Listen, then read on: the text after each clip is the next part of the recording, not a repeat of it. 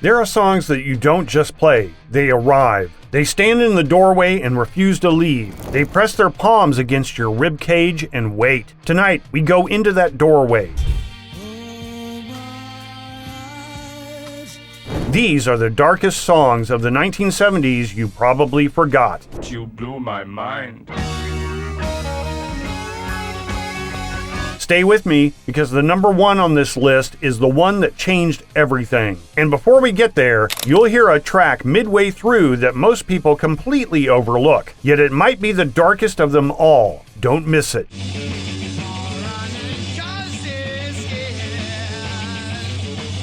Number 10. Uriah Heep, July Morning, 1971.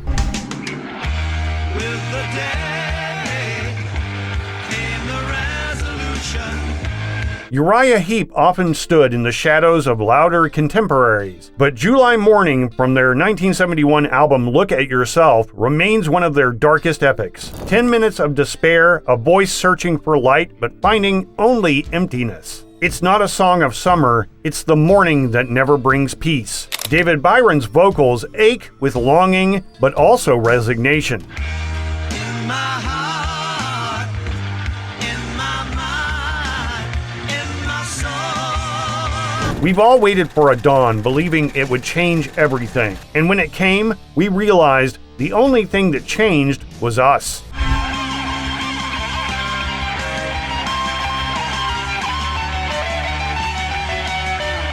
Stick with me, because later we'll hear a song that doesn't ask questions, it answers them. Number 9, Alice Cooper, Dead Babies, 1971. She got them from the shelf upon the wall. From the Killer album, Alice Cooper gave the world shock rock. This one landed like a cold splash, provocative, horrid, strangely lucid. It's satire dipped in acid, a brutal look at negligence and how adults fail children. You feel discomfort because it forces you to feel responsibility for what we ignore and normalize. Dead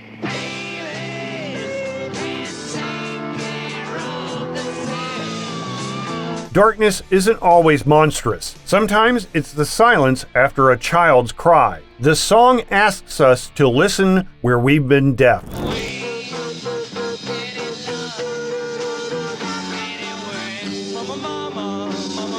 And wait until you hear number 7. That one doesn't just whisper, it stalks. Number 8, Dust, from A Dry Camel, 1971.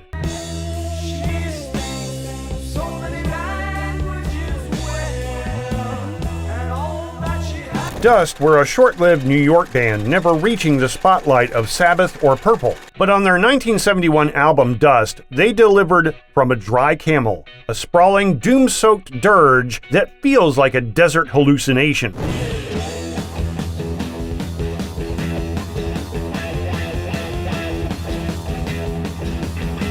The riffs crawl. The vocals sound like they've been scorched by the sun. This is darkness in slow motion, the sound of thirst that turns into delirium. It doesn't just weigh on you, it drains you. We all know what it's like to wander through emptiness, searching for water, for meaning, for something to carry us further. Dust reminds us of that aching space, and how it can either break us or reveal what we truly need. If you want it up, you can stop your own.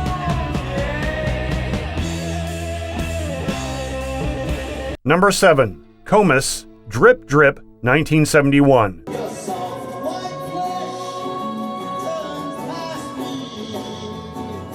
Comus were a strange, unsettling outlier. Acid folk that sounded like nightmares set to acoustic strings. First utterance came out in 1971 and turned polite expectations on their head. The track whispers at you from the edge of the forest. It's intimate in the way that fear can be intimate. Creeping, personal, unmistakable.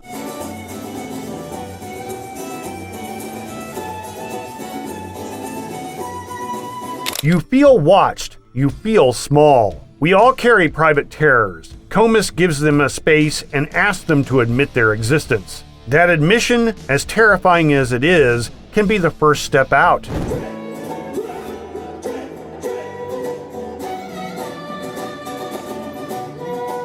But don't go anywhere, because when we hit number 4, the fear shifts. It stops being mythic and becomes modern. Number 6, King Crimson, Starless, 1974.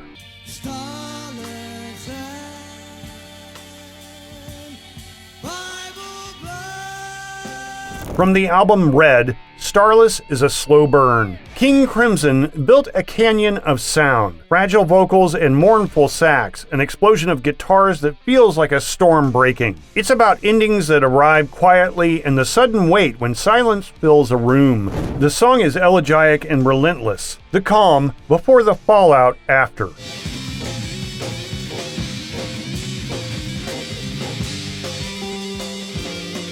Loss isn't only loud, sometimes it's a long, hollowing drift. King Crimson teaches us how to hold that drift without denying it.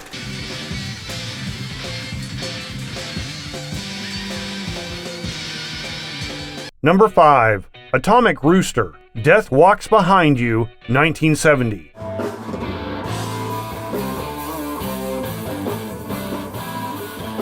Frog-tinged and organ-heavy, Atomic Rooster's title track is a gothic march. It sounded like a cathedral in decline, eerie, formal, inevitable. This is the sound of inevitability, the footfalls of time. The song makes mortality feel ceremonial, not shocking, but methodical.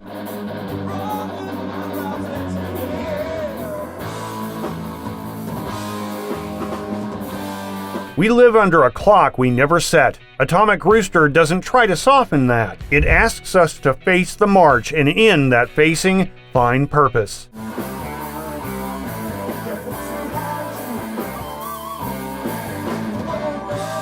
Number 4, Sir Lord Baltimore, Kingdom Come, 1970.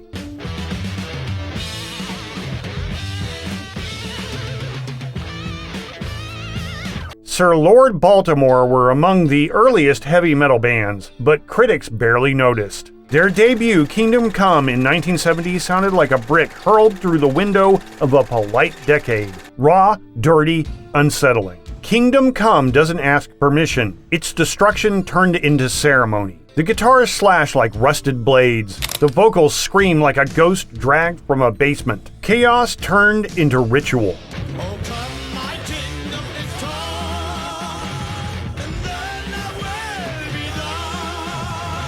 There are moments when everything has to collapse, and only in the wreckage do we find the strength to rebuild. This song is the reminder, even in the ruins, there is fuel to move forward.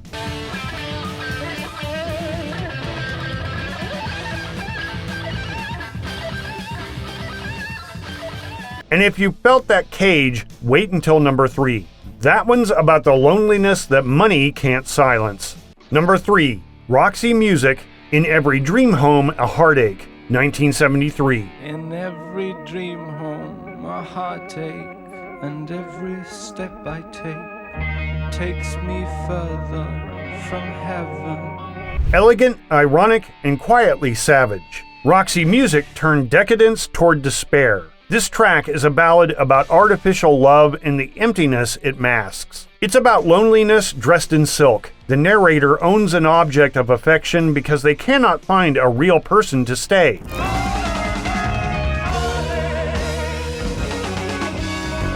The song feels like arriving home to pronounce the house empty. We buy things to fill places people once did. Roxy Music asks, what are we trying to silence with our purchases? And what echoes back when the silence remains?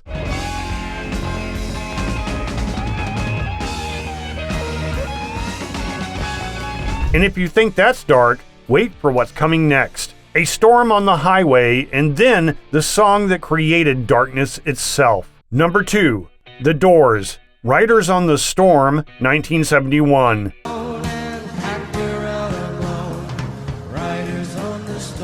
A stormy jazz blues from LA Woman. Jim Morrison's voice glides like rain across a windshield. It's cinematic, a road song soaked in menace. There's a fatalism here. The highway becomes a metaphor for the mind drifting towards edges. It's beautiful and terrifying because it knows the cost of wandering. Sometimes temptation arrives silently like weather.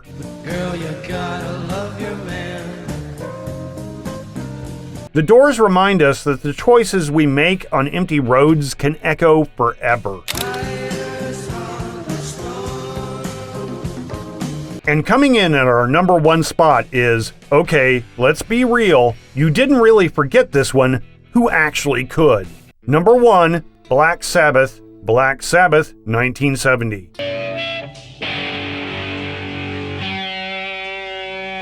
The debut track from Black Sabbath's self-titled album. Released in 1970, it's the seed of doom metal itself. Tritone on guitar, slow, black air. It changed the language of heaviness. This song doesn't dramatize fear. It sets with it. It creates a heavy shadow and lets you step into it. That darkness feels ancient. Not ephemeral terror, but existential weight. When the doom riff hits, you feel the floor tilt.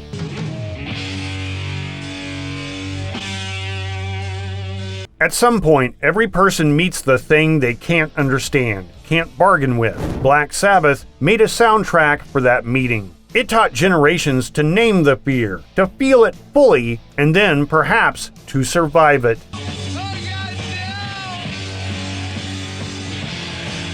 These songs are different shades of the same truth. Fear that is loud, fear that is quiet, fear dressed as devotion. They remind us that darkness isn't always a villain. Sometimes it's a teacher. Sometimes it's a room in our house we've been afraid to enter. When we go in, we find memories, mistakes, tenderness, all the things that make us human. Which of these tracks hit you the hardest? Did we miss one you carried in the dark? Tell me in the comments. I'll be reading them because your stories bring this music back to life. If this video reached something in you, like and subscribe. It helps more people find the music that holds them. Share it with a friend or someone you think might need to hear a song that understands them. Thank you for sitting in the doorway with me. Until next time, be gentle with what you carry.